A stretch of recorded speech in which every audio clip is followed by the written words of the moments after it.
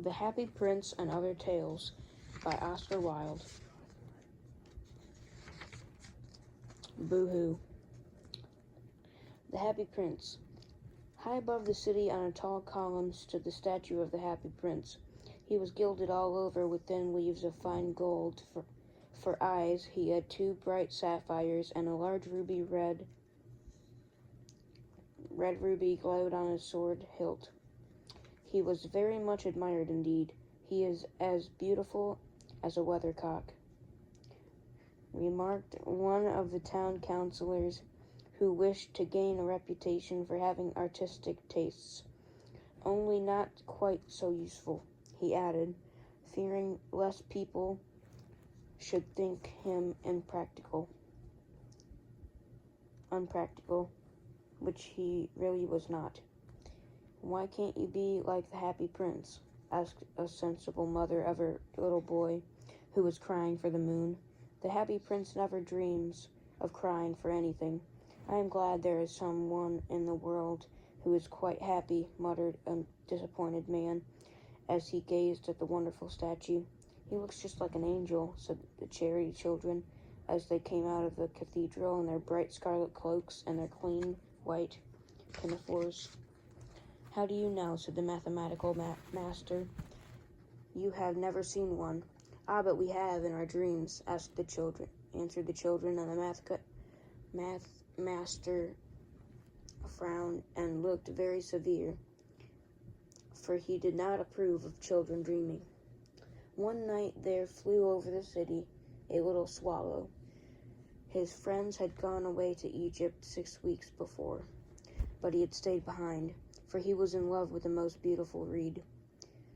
He had met her early in the spring as he was flying down the river after a big yellow moth, and had been so attracted by her slender waist that he had stopped to talk to her.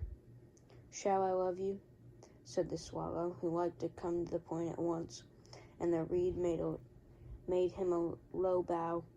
So he flew round and round her, touching the water with his wings and making silver ripples. This was his courtship, and it lasted all through the summer. "It's a ridiculous attachment," twittered the other swallows. "She has no money and far too many relations." And indeed the river was quite full of reeds. Then when the autumn came, they all flew away. After they had gone, he felt lonely, and began to tire of his lady love. "She has no conversation," he said, "and I am afraid that she is a coquette. It's French. For she is always flirting with the wind, and certainly whenever the wind blew, the reed made the most graceful curtsies. I admit that she is domestic," he continued, "but I love traveling, and my wife consequently shall love traveling also. Will you come away with me?" he said finally to her, but the reed shook her head. She was so attached to her home. "You have been trifling with me," he cried. "I am off to the pyramids. Goodbye," and he flew away. All day long he flew, and at night time he arrived at the city. "Where shall I put up?" he said. "I hope the town has made preparations." Then he saw the statue on a tall column. "I will put up there," he cried. "It is a fine position, with plenty of fresh air." So he alighted just between the feet of the Happy Prince. "I have a golden bedroom," he said softly to himself as he looked round, and he prepared to go to sleep. But just as he was putting his head under his wing, a large drop of water fell on him. "What a curious thing," he cried. "There is not a single cloud in the sky. The stars are quite clear and bright, and yet it is raining. The climate in the north of Europe is really dreadful." The reed used to like the rain, but that was merely her selfishness. Then another drop fell. "What is the use of a statue if it cannot keep the rain off?" he said. "I must look for a good chimney pot." He determined to fly away, but before he had opened his wings, a third drop fell, and he looked up and saw. Ah, what did he see? The eyes of the happy prince were filled with tears, and tears were running down his golden cheeks. His face was so beautiful in the moonlight that this little swallow was filled with pity. "Who are you?" he said. "I am the happy prince." "Why are you weeping, then?" asked the swallow. "You have quite drenched me." "When I was alive and had a human heart," answered the statue, "I did not know what tears were, for I lived in the palace of Sansuchi, where sorrow is not allowed to enter. In the daytime, I played with my companions in the garden, and in the evening I led the dance in the great hall.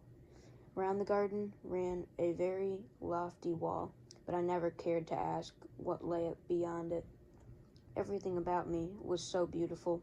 My courtesies called me the happy prince, and happy indeed I was. If pleasure be happiness, so I lived, and so I died. And now that I am dead, they have set me up here so high that I can see all the ugliness and all the misery of my city.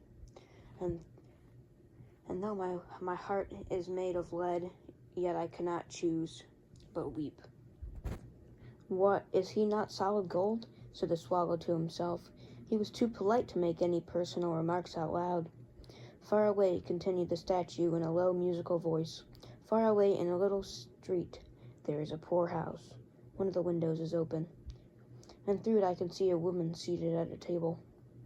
Her face is thin and worn, and she has coarse red hands, all pricked by the needle, for she is a seamstress.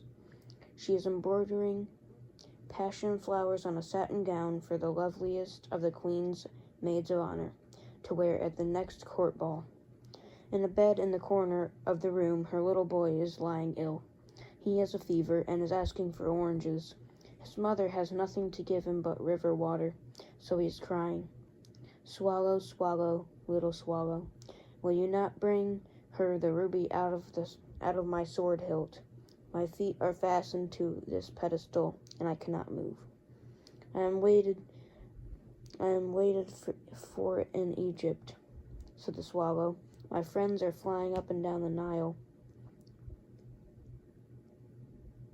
and talking to the large lotus flowers. Soon they will go to sleep in the tomb of the great king. The king is there himself in his painted coffin. He is wrapped in yellow linen and embalmed with spices. Round his neck is a chain of pale green jade, and his hands are like withered leaves. Swallow, swallow, little swallow," said the prince, "will you not stay with me for one night and be my messenger?" "The boy is so thirsty," said the mother, "and she's so sad." "I don't think I like boys," answered the swallow. "Last summer when I was staying on the river, there were 2 rude boys, the miller's sons, who were always throwing stones at me. They never hit me, of course. We swallows fly far too well for that, and besides, I come of a family famous for its agility, but still it was a mark for disrespect." But the happy prince looked so sad that the little swallow was sorry. "It is very cold here," he said, "but I will stay with you for one night and be your messenger." "Thank you, little swallow," said the prince. So the swallow picked out the great ruby from the prince's sword and flew away with it in its beak over the roofs of the town. He passed by the cathedral tower, where the white marble angels were sculptured. He passed by the palace and heard the sound of dancing. A beautiful girl came out on the balcony with her lover. "How wonderful the stars are," he said to her, "and how wonderful is the power of love. I hope my dress will be ready in time for the state ball." She answered, "I have ordered passion flowers to be embroidered on it, but the seamstresses are so lazy." He passed over the river and saw the lanterns hanging to the masts of the ship. He passed over the ghetto and saw the old Jews bargaining with each other and weighing out money in copper scales. At last he came to the poorhouse and looked in. The boy was tossing feverishly on his bed, and the mother had fallen asleep. She was so tired. In he hopped and laid the great ruby on the table beside the woman's thimble. Then he flew gently around the bed, fanning the boy's forehead with his wing. "How cool I feel," said the boy. "I must be getting better." And he sank into a delicious slumber. Then the swallow flew back to the happy prince and told him what he had done. "It is curious," he remarked, "but I feel quite warm now, although it is so cold." "That is because you have done a good action," said the prince, and the little swallow began to think. And then he fell asleep. Thinking always made him sleepy. When day broke, he flew down to the river and had a bath. "What a remarkable phenomenon," said the professor of ornithology as he was passing over the bridge. "A swallow in winter." And he wrote a long letter about it to the local newspaper. Everyone quoted it. It was full of so many words that they could not understand. "Tonight I go to Egypt," said the swallow, and he was in high spirits at the prospect. He visited all the public monuments and sat a long time on top of the church steeple. Wherever he went, the sparrows chirruped and said to each other, "What a distinguished stranger." So he enjoyed himself very much. When the moon rose, he flew back to the happy prince. "Have you any commissions for Egypt?" he cried. "I am just starting." "Swallow, swallow, little swallow," said the prince. "Will you not stay with me one night longer?" "I am waited for in Egypt," answered the swallow. "Tomorrow my friends will fly to the second cataract. The river horse couches there among the bulrushes, and on a great granite throne sits the god Memnon. All night long he watches the stars, and when the morning star shines, he utters one cry of joy, and then he is silent. At noon, the yellow lions come down to the water's edge to drink. They have eyes like green beryls, and their roar is louder than the roar of the cataract." "Swallow, swallow, little swallow," said the prince. "Far away along the city, I see a young man in a garret. He is leaning over a desk covered with papers, and in a tumbler by his side there is a bunch of withered violets. His hair is brown and crisp, and his lips are red as a pomegranate, and he has large and dreamy eyes. He is trying to finish a play for the director of the theater, but he is too cold to write any more. There is no fire in the grate, and hunger has made him faint. I will wait with you one night longer," said the swallow, who really had a good heart. "Shall I take him another ruby?" "Alas, I have no ruby now," said the prince. "My eyes are all that I have left. They are made of rare sapphires, which were brought out of India 1,000 years ago. Pluck out one of them and take it to him. He will sell it to the jeweler and buy food and firewood, and finish his play." "Dear prince," said the swallow, "I cannot do that," and he began to weep. "Swallow, swallow, little swallow," said the prince. "Do as I command you."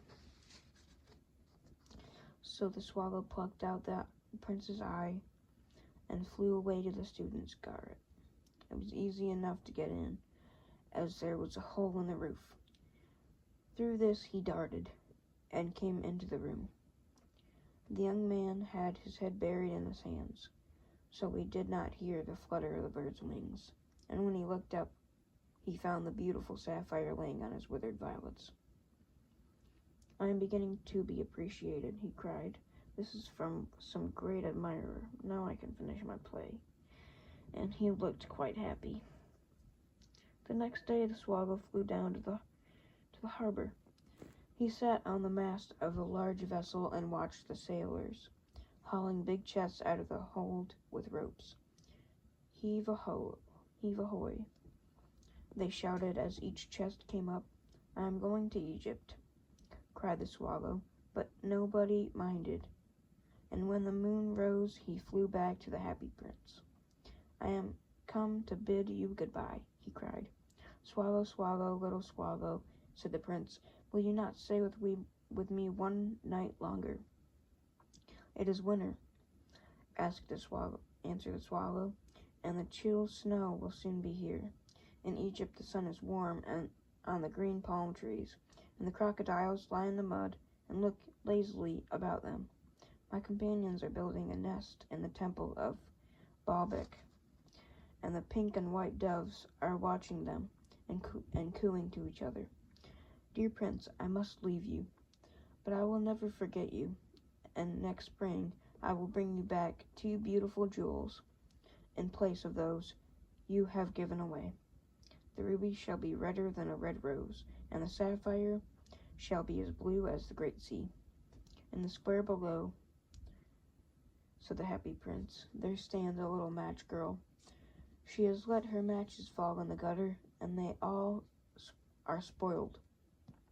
Her father will beat her if she does not bring home some money, and she is crying. She has no shoes or stockings, and her little head is bare. Pluck out my other eye and give it to her, and her father will not beat her." "I will stay with you one night longer," said the swallow, but I cannot pluck out your eye. You would be quite blind then." "Swallow, swallow, little swallow," said the prince.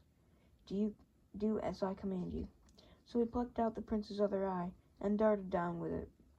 He swooped past the match girl, slipped the jewel into the palm of her hand. "What a lovely bit of glass," cried the little girl, and she ran home, laughing. Then the swallow came back to the prince. "You are blind now," he said, "so I will stay with you always." "No, little swallow," said the poor prince, "you must go away to Egypt." "I will stay with you always," said the swallow, and he slept at the prince's feet. All the next day he sat on the prince's shoulder and told him stories of what he had seen in strange lands. He told him of the red ibises who stand in long rows on the banks of the Nile and catch goldfish in their beaks, of the Sphinx, who is as old as the world itself, and lives in the desert and knows everything, of the merchants who walk slowly by the side of their camels and carry amber beads in their hands, of the king of the mountains of the moon, who is as black as ebony and worships a large crystal, of the great green snake that sleeps in a palm tree and has 20 priests to feed it with honey cakes, and of the pygmies who sail over a big lake on large flat leaves, and are always at war with the butterflies. "Dear little swallow," said the prince, "you tell me of marvelous things, but more marvelous than anything is the suffering of men and women. There is no mystery so great as misery. Fly over my city, little swallow, and tell me what you see there." So the swallow flew over the great city and saw the rich making merry in their beautiful houses, while the beggars were sitting at the gates. He flew into dark lanes and saw the white faces of starving children looking out listlessly at the black streets. Under the archway of a bridge, 2 little boys were lying in one another's arms to try and keep themselves warm. "How hungry we are," they said. "You must not lie here," shouted the watchmen, and they wandered out into the rain. Then he flew back and told the prince what he had seen. "I am covered with fine gold," said the prince. "You must take it off leaf by leaf and give it to my poor. The living always think that gold can make them happy." Leaf after leaf of the fine gold the swallow picked off, till the happy prince looked quite dull and gray. Leaf after leaf of the fine gold he brought to the poor, and the children's faces grew rosier, and they laughed and played games in the street. "We have bread now," they cried. Then the snow came, and after the snow came the frost. The streets looked as if they were made of silver. They were so bright and glistening. Long icicles, like crystal daggers, hung down from the eaves of the houses. Everybody went about in furs, and the little boys wore scarlet caps and skated on the ice. The poor little swallow grew colder and colder, but he would not leave the prince. He loved him too well. He picked up crumbs outside the baker's door when the baker was not looking and tried to keep himself warm by flapping his wings. But at last he knew that he was going to die. He had just strength to fly up to the prince's shoulder once more. "Goodbye, dear prince," he murmured. "Will you let me kiss your hand?" "I am glad that you are going to Egypt at last, little swallow," said the prince. "You have stayed too long here, but you must kiss me on the lips, for I love you." "It is not to Egypt that I am going," said the swallow. "I am going to the house of death. Death is the brother of sleep, is he not?" And he kissed the happy prince on the lips and fell down dead at his feet. At that moment, a curious crack sounded inside the statue, as if something had broken. The fact is that the leaden heart had snapped right in two. It certainly was a dreadfully hard frost. Early the next morning, the mayor was walking in the square below in company with the town councilors. As they passed the column, he looked up at the statue. "Dear me, how shabby the happy prince looks," he said. "How shabby indeed," cried the town councilors, who always agreed with the mayor, and they went up to look at it. "The ruby has fallen out of his sword, his eyes are gone, and he is golden no longer. And the mayor, in fact, he is little better than a beggar." Little better than a beggar," said the town councilors. "And here is actually a dead bird at his feet," continued the mayor. "We must really issue a proclamation that birds are not to be allowed to die here." And the town clerk made a note of the suggestion. So they pulled down the statue of the happy prince. He is no longer beautiful. He is no longer useful. And the art professor at the university. Then they melted the statue in a furnace, and the mayor held a meeting of the corporation to decide what was to be done with the metal. He must have another statue, of course," he said, "and it shall be a statue of myself." "Of myself," said each of the town councilors, and they quarreled. When I last heard of them, they were quarreling still. "What a strange thing," said the overseer of the workmen at the foundry. "This broken lead heart will not melt in the furnace. We must throw it away." So they threw it on a dust heap where the dead swallow was also lying. "Bring me the two most precious things in the city," said God to one of his angels, and the angel brought him the leaden heart and the dead bird. You have rightly chosen," said God. "For in my garden of paradise this little bird shall sing for evermore. And in my city of gold the happy prince shall praise me." That's the end of The Happy Prince. Not much is said after that, but there's way more stories in this book than just The Happy Prince. Definitely. Make sure to hit that like button if you enjoyed it. If you want to see the next book in this compilation, it's gonna be great. See you guys in the next video. Peace.